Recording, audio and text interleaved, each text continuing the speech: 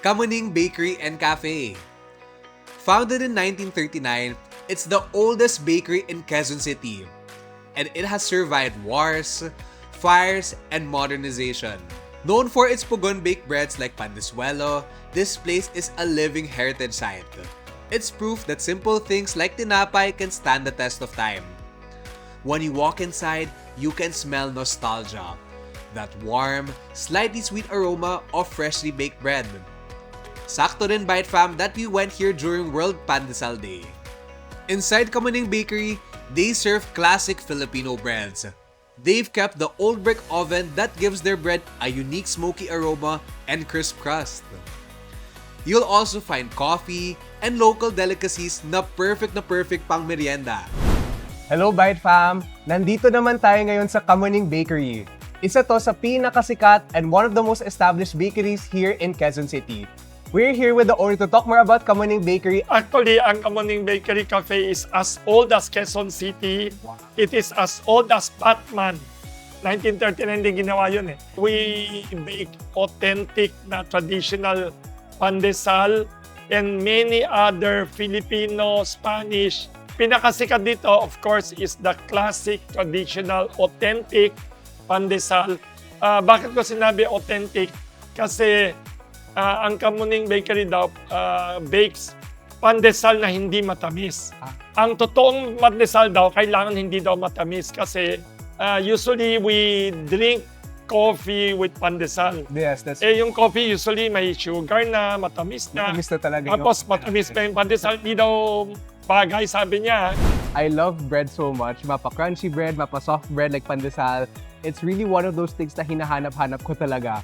Carbs. I love carbs so much. So, lagyan natin ng konting strawberry jam onto our pandesal. This is my favorite combo. Yung favorite jam ko talaga is strawberry jam or mango jam. Pero strawberry jam hits different, especially with a pandesal like this.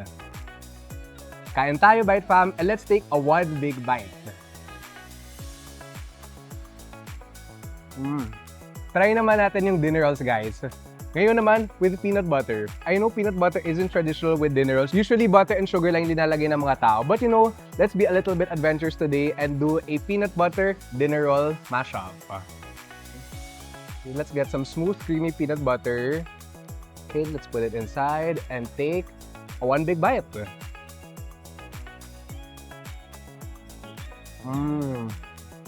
It's nutty, not too sweet. Talagang perfect pairing ito, Bite Fam. This is the type of food that you're gonna eat kapag merienda or kapag talaga nag-crave ka ng something sweet but also something very affordable and accessible. For our final set of recipes, gagawa tayo ng desserts, Bite Fam. Syempre, to end on a sweet note. We'll be making DIY cinnamon rolls and DIY ensaymada with barely any baking required. You don't need to make your dough from scratch since we'll be doing a TikTok hack that I saw today. We're going to be using our pre-made dinner rolls for our recipe today.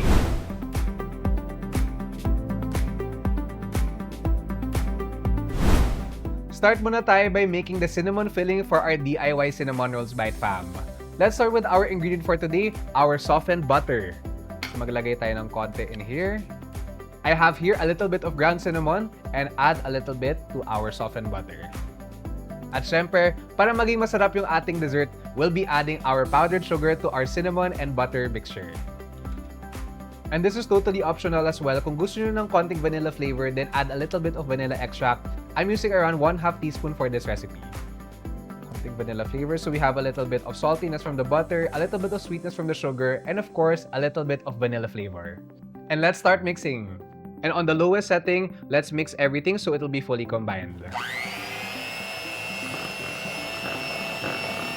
And we have our filling for our DIY cinnamon rolls. Nice and fluffy na pwedeng-pwede na natin ilagay sa ating dinner rolls. Syempre, mas masarap yung ating DIY cinnamon rolls if it has cinnamon in the inside and on the top. What I'm gonna do is I'm going to cut it in half, lengthwise, and add more butter filling on top para mas lalong masarap siya. So let's cut it in half. Pagkatapos nun, let's add our butter cinnamon filling inside and on top of our buns. Let's be generous with our cinnamon butter and spread it with a spoon like so. And our layer here is done. Let's add more cinnamon butter on the top of our rolls. Just coat the top carefully with all of that cinnamon butter. And we're done coating everything with cinnamon butter. Ngayon, i-air fry naman natin ito, Bite Fam, so it will get a nice color. And after that, we will be starting creating our cream cheese frosting. Time to air fry. This should only take around 5 to 10 minutes, Bite Fam. Kaya ang bilis lang. And to tie our dessert together, syempre gagawa tayo ng cream cheese frosting for our cinnamon rolls.